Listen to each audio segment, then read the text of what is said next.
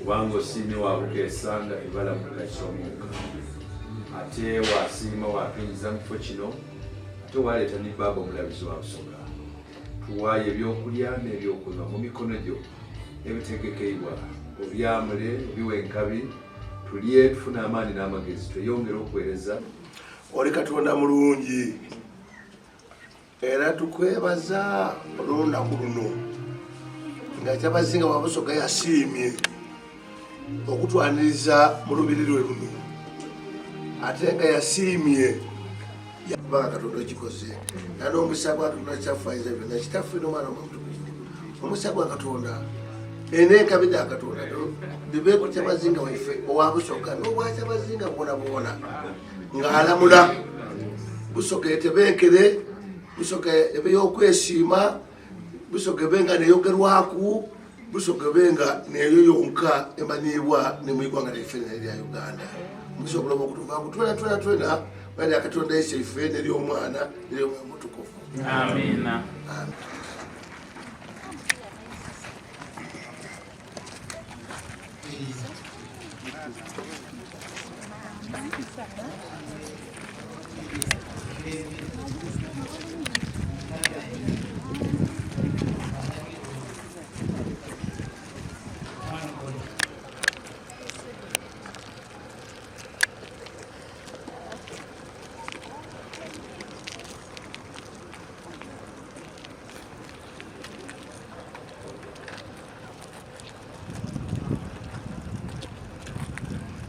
Twebazibwe kakati banyabo ne bassebo bena kutwala mukisa guno okuba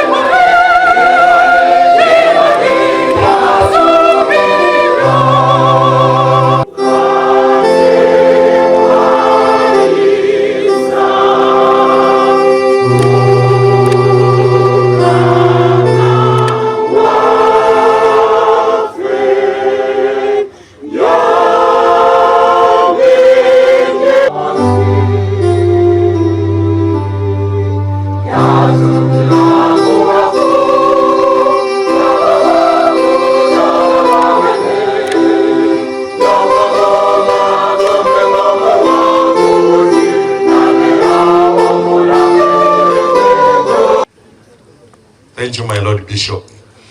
Order Chobweri, West States Boys Boarding Primary School, Eireku, then Wairewo Community Girls Boarding Primary School. This is Cathedral Choir to Oremba Longa Tujakulira, Chitundu. Kale mtambale ng'abavuka ab'omulembe kuno bwe baba eranga mutamu obulamu obwo bwasobozesa musengu waife okufa. Jesus had love for his people. This comes back our leaders of Busoga. Dear Kyabazinga, I have something which binds me on my heart. One time I was watching the television on Wicked Day. On seeing the leaders of Busoga pointing fingers to each other, I felt very bad. The leaders of Busoga fighting each other. I felt very bad. I felt very bad. It pained me. How will we develop when we are not united? How? Huh? I one time visited in Barara. I found people having a number of cows, having a number of banana plantations, growing coffee. And I said, wow, if this was Busoga, we would be very far. But because of our leaders not being united, it is letting us down. Dear Kyabazinga, I'm requesting you to talk to our leaders of Busoga to be united for the good of our region. It pains me very much when I see Busoga that it is lagging behind in development. Our dear Kyabazinga, please talk to our leaders, unite them, put them together. It is my humble request.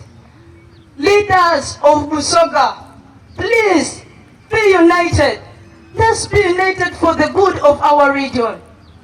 Dear people, let's be united for the good of our region. You see Northern Uganda, they are getting well developed. Look at Western. Look at Central. They are getting developed. People are taking their children from Busoga to Central region. But why? Why? Why? Why? Why? Why? I ask a number of questions to myself. Why our parents take us to Central region when here are good schools? Why? Having over 100 cows. I saw there the cows. And I said that if every home had the cows, when you are getting, everyone thinks about himself, doesn't think about the others. But why? Why? We fight each other. You attack each other. Why? Why? Why? They may choke you, and by a family member against one another. According to Uganda, 70% of the sampled families was recorded and 92% of the victims were the females being the wives. The remaining 8% were the males being the husbands. Can you imagine how the devil has favored our families with violence? Now it has been bastardized. Mommy hates daddy. Daddy hates mommy. What sort of thing is this? We are saying this bitterly because we children cannot stand if our homes are broken. Daddies, where is the love for our mummies? Yes, the love that led you into marriage. Mummies, why do you jeopardize our destiny by not keeping your homes? According to Proverbs chapter 31 verse 10, it says, how hard it is to find a capable wife. She is worth far more than jewelers. Parents are asked not to provoke us as their children. Raise us and train us well, or we will break your heart at old age. Push us into Christ. Give us sound education. Train us well, punish us and discipline us. Do not pamper us. If you do so, we promise to love and obey you. Thank you for listening. The Lord is my shepherd. Abaana bano bwe bansaba okwida emirimu egindi kanjiteeku wambali mbaanirize. Lata ife yotaba abakungu bano boona abatyeme wano n'abaani abakutyeme einuma batwaniriza bulungi, batusobozesa okola obuweereza bulungi mu kiteetezo kino ne mu Kyabazinga buno bw'otwala obwa Busoga. Nena okubeebaza mu maiso go batwaniriza ku mikolo gyona egy'amasano egy'enaku batwaniriza, era nena okubeebaza nga mutukola bulungi, nga mutuyisaamu amaani. Nakomekereza meno g'ekigambo kitono kiti Tatange Kyabazinga. Twenda okwebaza n'ekisa kya Katonda ekikubeera okulembera Obusoga. Era ndidi nga toli mulala. Olina abantu bangi ino ab'ebitiibwa abakuli einuma b'okola nabo omulimu ogufaana guti nga bwe tugwagaine mu lubiri wano. nkomenkereza nendogera ekigambo kirala weebala okwigulawo olubiri noyigulawo nekanisayo eya Lutiiko bayita bubungi bati era ndidibe baneirayo ebugembe enaafuuka mboozi etakufuuka mboozi na buli muntu bwe bamubuuza ovaawa tuva mu lubiri lwa Kyabazinga ebudumbula sabo nenda okutegeeza nate efe Kyabazinga bwe tunonaatwetanga tuyina kuyitanga mu lubiri luno era otukoze bulungi bwe tusaana okukola ti ezirajja kusaba nga taliire otusembezeiza bulungi otuweera amaani tuli kwogera n'obuvumu kubanga tuli bulungi weebala okulongoosa olubiri luno engalo n'emizira n'ebiriiko ne bwamu byona ebiraga ekitiibwa kya Busoga ng'olibikola muno weebale tuli kusabira enkabira ya Kibumba buli ekirikolebwa mu lubiri luno kibe kirungi kidule enkabira ya Kibumba abantu abanayitanga mu lubiri luno tikwida wa Kyabazinga kyonka aye baide n'okusoma nena okwebaza Katuukiro wa Busoga ow'ekitiibwa Dr. Joseph Muvaala Nsekere twena okwebaza oyemererawo nga Kyabazinga niye Kyabazinga owokuliya okoze bulungi tukusabira nga nataife Kyabazinga byakutamba obwesigwa kola omulimu ogwo nga bwewagukola okuvaira ogukole n'olwaleero ogukole n'emirembe egiida Kyabazinga ng'asiimye nogeraku ekigambo kirala kiti basebo ne bannyabo tijja kumala ebiseera bingi aye nataife Kyabazinga tukusabira Obusoga buno bunene twidi okola olina omwoyo ogw'okugaita Busoga era Katonda akozeesa bulungi era twidi nga Busoga buli mwaka ogubita tutwida kusigalanga nga n'ekirala Katonda adde akozesa bulungi era twida kusabiranga enkabira ya Kibumba dona libe niiwe n'ebisigalawo byona ye Katonda watonda igulu n'ensi eza kinaalema ina 7 oluni lwa 57 eggulo bwe lyatuuka yaidawo omusaada omukombe okuva Erimasiya eriina lye nga ni Yozefu ate ng'era yali mwegeresebwa wa Yesu ono yaja ye Piraato yamusaba omulambo gwa Yesu Piraato yalagira bagumuwe awo Yozefu yatoola omulambo yaguzinga mu lugoye olweru yaguta mu magombe agage amayaaka ge yali asimye mu lubaale awo yagalangula ogubaala ogunene yaguta mu mulyango ogw'amagombe yagolola ombo ekoba ate ekyabeeyi kiba kyaki kyabeeyi ekyabeeyi kiba kyabeeyi Yesu nga bamaze okumubamba ku musalaba omulambo gwa Yesu gwasigala nga gwa beeyi omugaiga omukombe mwene sente binafusi daniiri lifekeera omuvundu niyeetaawo okutoola omulambo gwa Yesu nga bamaze okumubamba ku musalaba yakati nze nina amagombe genamala okusima mu ibaale ery'omulembe nze omulambo gwa Yesu tebalina kuziika ng'emirambo egindi. Ayina engalo agikuba empulire. Omulambo ogwa Yesu tiyina guziika ng'abantu abandi be babaziika. Yajja mu ibaale olw'okubaala ogunene yaguta ku mulyango. Natanga Kyabazinga tutuyidinga twende obaolyawo tulina ibaale ne baatuziikamu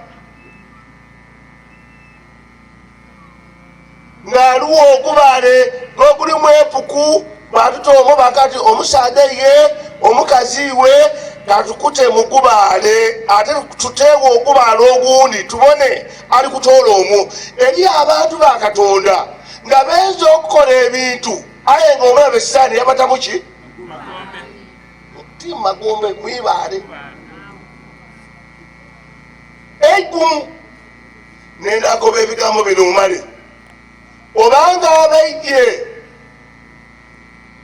mu lubiri luno olwataife Kyabazinga nga waliwo ibaale ne baakutaamu baataako ogubaale naye tuli kwogera ku gubaale guno gwe baataako luno tuli kwogera ku magombe gano ag'olwazi ag'omulubaale tuweekyusa newoba mulamu ng'oli mu magombe agafaana gatyo oyenda okola ekintu tokikola. Aye omusaadha oyo ate waliwo buuni ne Katikkiro ni Joseph naye ndowooza weero oli musaadha mugegamuna yajja yakati ninze nditwala omulambo guno lunaku olw'amazuukira bw'oba osomye okwongera muno bajja okulinga mu magombe nga Yesu takolanga ki. Kale nkoba ebigambo bino nti buli ali mu ibaale ebifaananyi lityo mu linnya erya Yesu kola ki gwamu. Buli ali mu ibaale ng'olowooza nti bakukonyakonya bakuwunyawunya bakuta mu ibaale olw'amazuukira ga Yesu. Buli muntu ali kuva mu ibaale eryo tunajja okulengereza nga tuti nga wavaamu ira nga tokaali mu ibaale eryo. Nsaba Katonda balieba Busoga baba waife gyakulembera ng'eri eibaale lye baatuziikamu mu linnya erya Yesu olw'okuzuukira kwa Kristo tuve mu ibaale eryo. Busoga ekulaakulane, Busoga etambule twire ku ntiiko nga Kyabazinga waife niirata mu linnya lya Katonda ekyaife n'ery'Omwana n'ery'Omwoyo Mutukuvu. Thank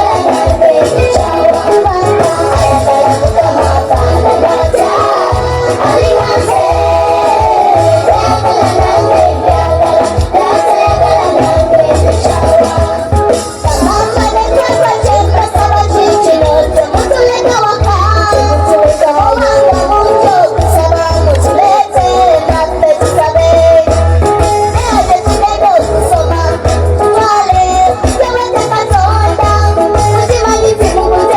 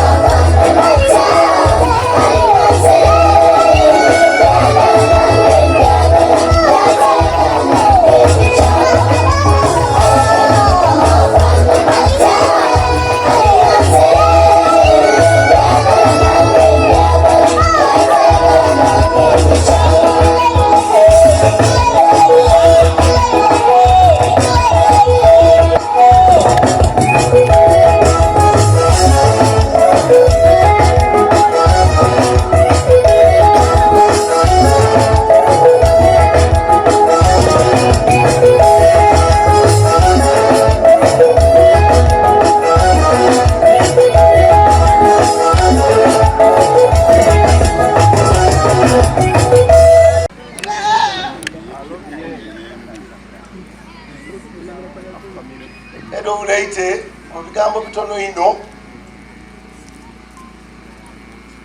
nga mwenkwidi muve mumaiso ga Kyabazinga.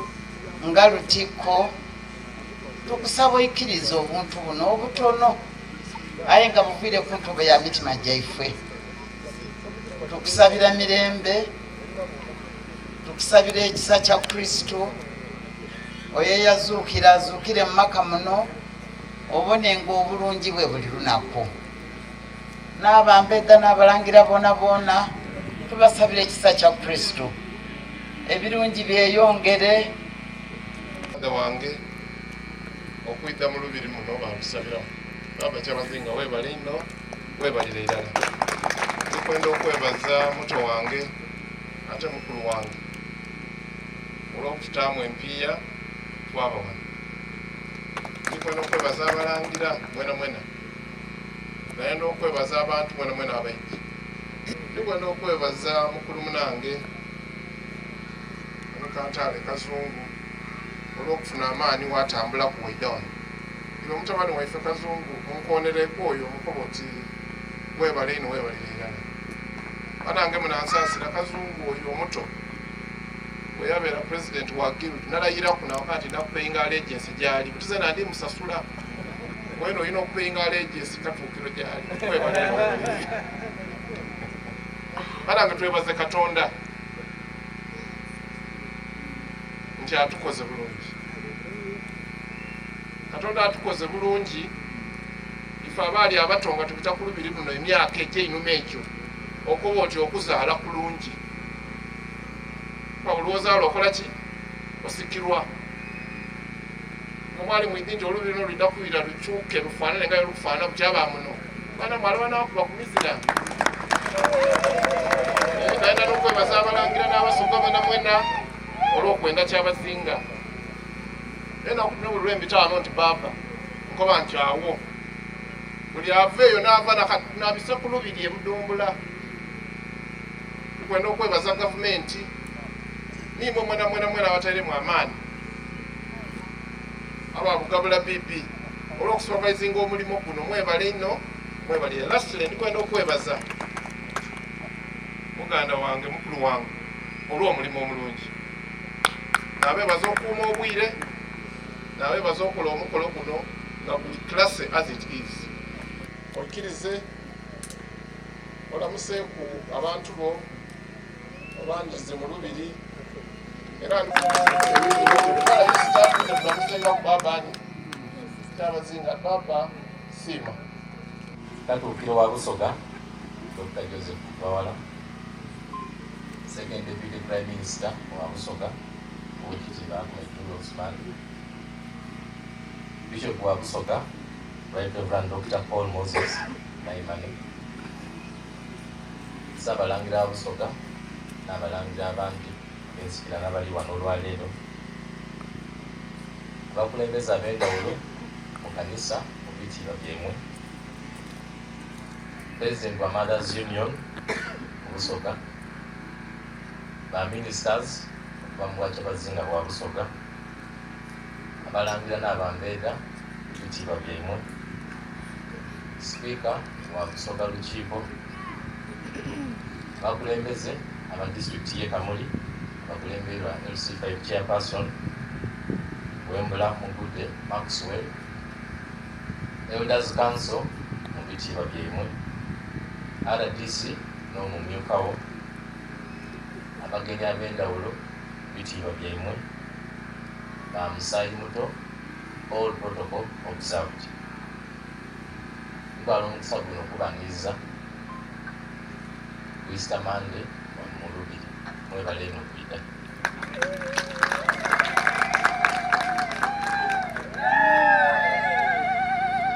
Nayongera okubeebaza okuba nti mwenda ino ebyenono kubanga engeri mwambairemu eraga nti byetubakobera okukola mu byenono ebyobuwangwa era mwambalira irala nga bwe musaaniire. Mwebale eno.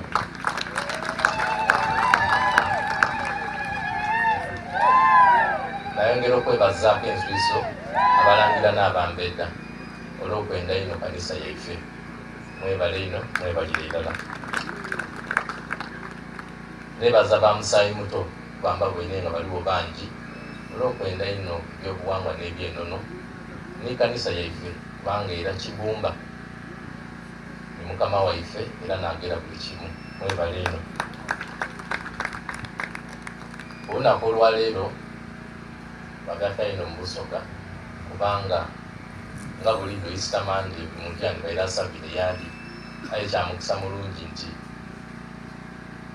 ab'ekanisa baisi Cathedral Bugembe asiimye okuba kuno olwaleero niife wano ate ng'ezira wandi wano mu Lubiri ne Budumbula. Mwebale ino. Nongera okwebaza emirimu gye mukola egy'endawulo mu bitundu bye muwangaalira giri mingi giwulira ye muli era mirungi ino. Mwebale ino, mwebalire ab'ekanisa. Nongera okwebaza ni muntu mu kitiibwa kye olw'emirimu egy'endawulo gye mukolera Busoga. Tugisiima yona yona ne muwangaalira. Olunaku olwaleero kyengidde okusinga okutakeesera kyabwegaisi. Nsuubira nti bwe muli kubona bwe tukyemye wano kumpi Obusoga bwolabona buweireyo. Era mwebale ino okuba nti muli kitole ng'era nsuubira bwe tunajja mu maiso nga tugemagaine tuti nga tulitambuliza emirimu awalala Obusoga bwitakwirayo obuntonje. Ndi musanhufu ino kubanga n'abantu be bayindwire okubonaku abakosefu bona basakizeewo nti baida alutumira mwana wabula baidya. Eri abamu ku bo nga Muzeeri Liisa bwe muli bonaana einuma abajja kuva mu mirembe gya ddaada wange nga bakola emirimu Lubiri era okutuusa bwe yaweza emyaka 9 n'amutuula ku gaali kubanga yasoyitanga egaali okuva ewuwe kilometers nga 45 okuva wano e Nakiwuulo. Yaweza 9 n'amukuba nti be wuumula. Kiro byebyo ba Dr. Kazungu n'abandi bona bona abaidya olwaleero nti mwebale kutuusa kitiibwa ate era beetaaga amagezi ge mulina amangi okusobola okuzimba Obusoga buno. Mwebale kwida.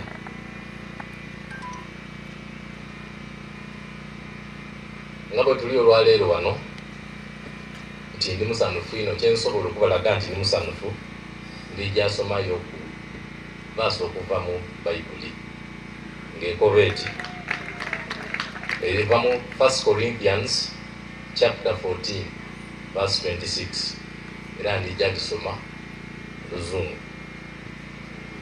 When you come together, every one of you has a psalm, has a doctrine, has a tongue, has a revelation, has an interpretation. Let all things be done for edification. Therefore, encourage one another and build up another, just as you are doing. Okuva olwaleero bwe tuli ekitole enda tutambuze Busoga balala era nga ndijimpe tunaaba nga tuli tuti enda kusobola okuyirayo mulamwa bwe yaliku tusobole okugizimba buyako. Ndi musanhufu ino era mwekole kwida. Era nsuubira nti ku chapter emyaka yetulimu Bida akola emirimu mingi amaala ng'amaliriza nebaza Baba Media Group, Vision Group, Nationwide Media n'abandi Kamala bitiibwa byemu olw'omulimu omulungi gwe mukoze. Bendeza Easter Monday nungi ng'ate n'olunaku Igumba waife Yesu Kristo bwe yazuukira. Bendeza engendo ennungi era Kigumba yongere okubafuuwaku okwebuka. Busoga okuyisanya n'amaanyi.